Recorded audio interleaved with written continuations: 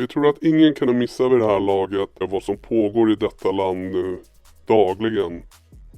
Vi befinner oss mitt i en rådande situation som vi aldrig har skådat tidigare. September månad 2023 var den värsta någonsin.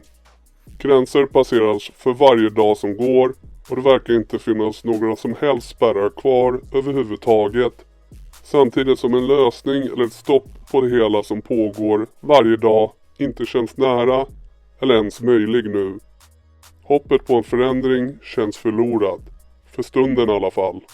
Bara dåden i Västberga och Tullinge de senaste 24 timmarna i södra Stockholm är bara ett exempel under de senaste dagarna på hur gängen och konflikterna påverkar samhället och oskyldiga människor i allt högre utsträckning för varje timme som går. 12 oktober 2023.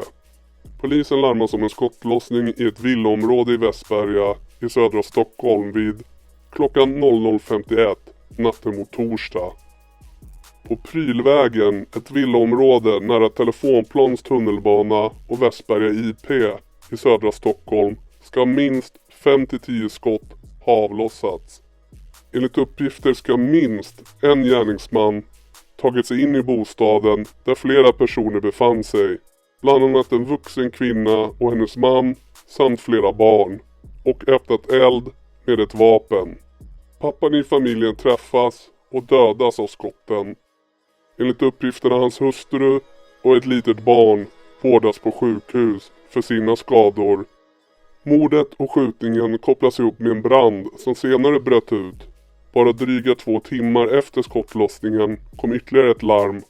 Den här gången om en eldsvåda i en villa i Snättringe i Huddinge söder om Stockholm. Branden misstänks vara anlagd och polisen rubricerar händelsen som mordbrand. Enligt uppgifter har personen som bor i villan kopplingar till paret som besköts i Västberga. Dåden kopplas till våldsvågen och den interna Foxtrot-konflikten, där en av offren i huset har släktband till en person som anses vara inblandad i Foxtrot-konflikten. Återigen har våldet drabbat personer som inte har med konflikten att göra utan endast har lösa kopplingar eller släktband till vissa individer inom konflikten. 13 oktober 2023. Vid klockan 01.25 på natten till fredag fick polisen in ett larm om skottlossning i Tullinge i Huddinge kommun i södra Stockholm. Vittnen beskriver att minst 6-7 skott ska avlossats vid Oxelvägen i en villa. Enligt uppgifter så var det minst en beväpnad gärningsman som även då trängde sig in i huset på något sätt och öppnat eld med ett automatvapen. Flera av de vuxna och barn som befann sig i bostaden blev träffade av skotten. 2 kvinnor medan andra personer i huset, inklusive flera barn, lyckligtvis klarade sig fysiskt oskadda. 2 kvinnor som befann sig inne i bostaden enligt uppgifter en 20-åring och en 60-åring som befann sig i villan sköts och avled av sina skador. En misstänkt gärningsman greps inom en timme efter skottlossningen och dubbelmordet då polisen slog till mot en taxi. Passageraren, en 16-årig pojke, försökte fly till fots men greps en bit från platsen. Och i bakluckan hittade polisen ett automatvapen enligt uppgifter. På sig hade 16-åringen ett magasin till vapnet. Han uppges även nyligen blivit fritagen från ett SIS-hem enligt uppgifter. Måltavlan för attacken ska vara en 40-årig man, en välkänd svensk musikartist som ingår i en populär musikgrupp som bland annat medverkat i Melodifestivalen. Mannen skriven på adressen råkar vara nära anhörig till Louis Gucci från Jobro och Zero-nätverket som nyligen dömdes till 18 års fängelse för sin del av våldsvågen i januari 2023, vilket vi går igenom senare i videon. Mordet i Västberga och dubbelmordet i Tullinge är en del av den pågående våldsvågen kopplad till internkonflikten mellan Foxtrot-nätverket, Kurdiska räven, Rawa Majid och på motståndarsidan jordgubben Ismail Abdo. De här dåden är ytterligare tragiska händelser som tydligt visar de konsekvenser som den eskalerande våldsvågen i Sverige har Om du har några tankar kring kaoset som pågår, skriv i kommentarerna nedan och vad vi ska ta upp om detta i framtiden. Som sagt kopplas nämnda händelser till den pågående våldsvågen i bland annat Stockholm, specifikt till internkonflikten i Foxtrot-nätverket mellan Kurdiska räven och Jordgubben, där majoriteten av alla våldsamma incidenter har riktats mot anhöriga och för det mesta drabbat helt oskyldiga människor.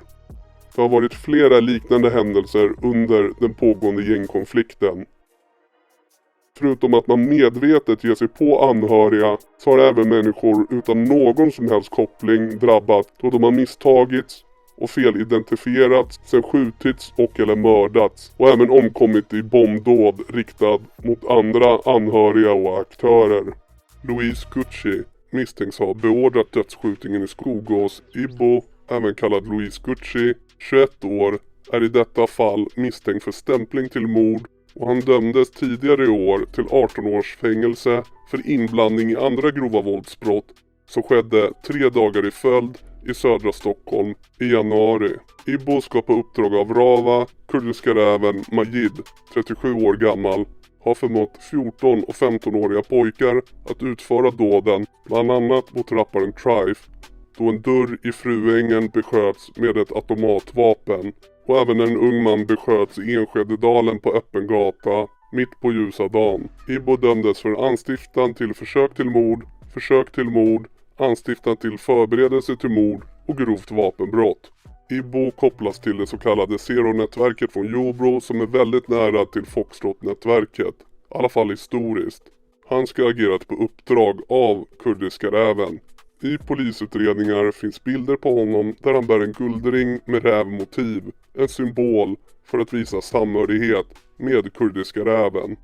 Nätverket Foxtrot leds enligt polisen av Rava Majid, 37 år gammal, även kallad den Kurdiska räven.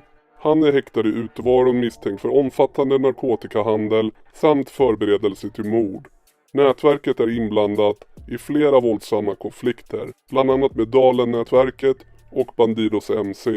Tidigare i år pekades Kurdiska räven ut som den drivande kraften bakom våldsvågen i Stockholm, Uppsala och Sundsvall. Men nu har en intern splittring i toppskiktet av Foxtrot uppstått och Rava Majid uppges stå på den ena sidan och Ismail Abdo, 33 år gammal, även kallad Jordgubben i media, som tidigare varit en del av ledarskiktet, på den andra. Flera nyckelpersoner inom nätverket har vänt sig mot Kurdiska räven och huvudkonflikten står enligt uppgifter mellan Majid och 33-åriga Ismail som tidigare varit en av hans närmaste män. Abdo är sedan tidigare dömd för bland annat vapeninnehav och grovt narkotikabrott. 2016 dömdes han till fängelse i 5,5 år. Sedan förra hösten är han häktad i sin utevaro misstänkt för bland annat synnerligen grov narkotikasmuggling gällande 100 kilo amfetamin, men han är nu turkisk medborgare precis som sin forna vän Kurdiska räven och lämnas inte ut av Turkiet. Ett aktuellt gängmål i rätten tar upp ett misstänkt dubbelspel från Kurdiska rävens sida. Enligt åklagaren misstänks han ha lurat sina egna knarkkurier och stulit narkotika från en annan person inom Foxtrot-nätverket. Chattar i förundersökningen pekar på att det handlar om en person som kallas Dr. Phil, ett alias som polisen kopplar till Ismail Abdo. Splittringen inom Foxtrot ska bero på många olika saker, bland annat det vi precis har nämnt, men även stora skulder. Den 28 januari 2023 sköts en 15-årig pojke ihjäl av en annan 15-årig pojke i Skogås centrum. Kurdiska räven misstänks ha beställt mordet som hämndaktion, medan Bro och Zero-nätverket har medverkat, och det är ett fall vi går igenom senare i videon.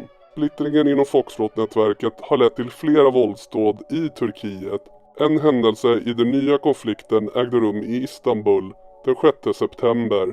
2 män kör upp på en moped vid ett café i stadsdelen Maslak i Istanbul på onsdagskvällen den 6 september. Båda är klädda i hjälm och registreringsskylten på mopeden är täckt. Plötsligt öppnar mannen eld mot caféet där flera personer börjar skjuta tillbaka.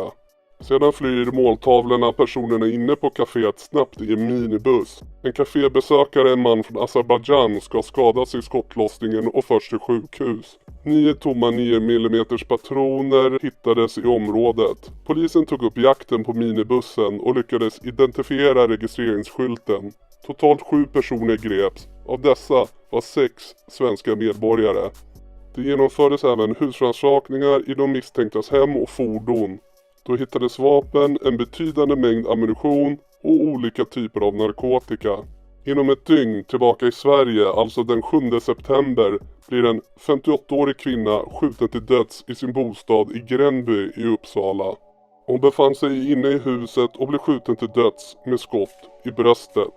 Den mördade kvinnan är mamma till den 33-åriga rivalen Esmail Abdo, och polisens ledande teori är att mordet är en direkt hämnd för angreppet mot kurdiska räven. Under de kommande 2 veckorna skjuts 7 personer till döds i Stockholm och Uppsala som polisen misstänker är kopplade till den nya konflikten enligt uppgifter.